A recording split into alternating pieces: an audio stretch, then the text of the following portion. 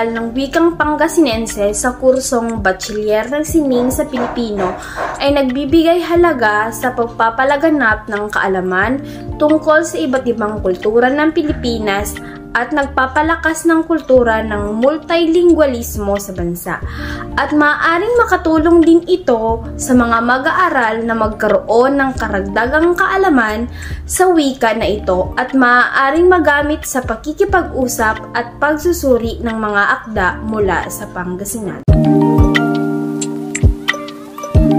Maitataguyod ang kultura ng Pangasinan gamit ang wikang Pangasinan at Pilipino sa pagtuturo sa eskwelahan.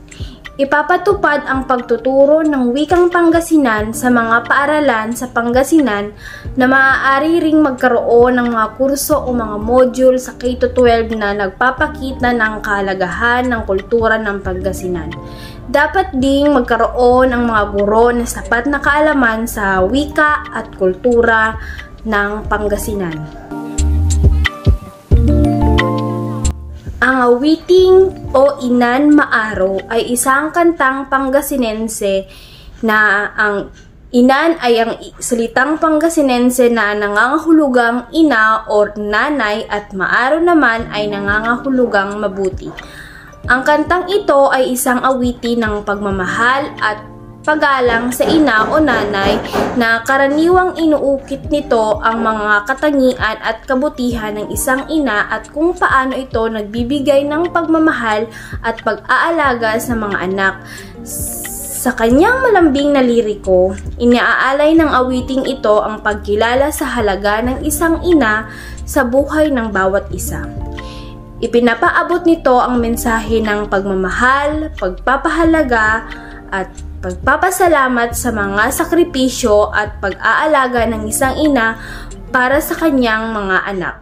Ang kantang O Inan Maaro ay isang pagpapahayag ng pambansang kultura ng paggalang at pag-aalaga sa mga magulang, lalo na sa ating mga ina.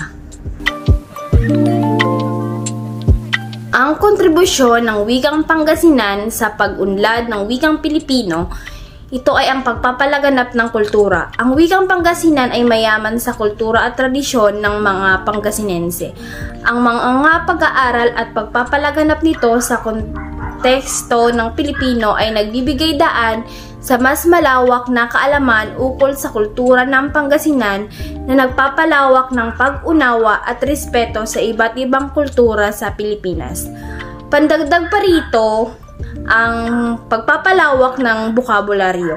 Ang mga wika ay may mga salitang uniko sa kanilang sariling kultura at kaligiran. Ang pagsama ng mga salitang Pangasinense sa bokabularyo ng Pilipino ay maaaring magdulot ng pagyaman ng wika at pagpapahusay sa ekspresyon. Ang pag-aaral ng iba't ibang wika ay kabilang ang Pangasinan ay nagpapalakas ng kakayahan ng mga Pilipino na magkaroon ng mas maraming wika at kultura. Ito ay nagpapahusay sa komunikasyon at nagkakaroon ng mas malawak na perspektibo.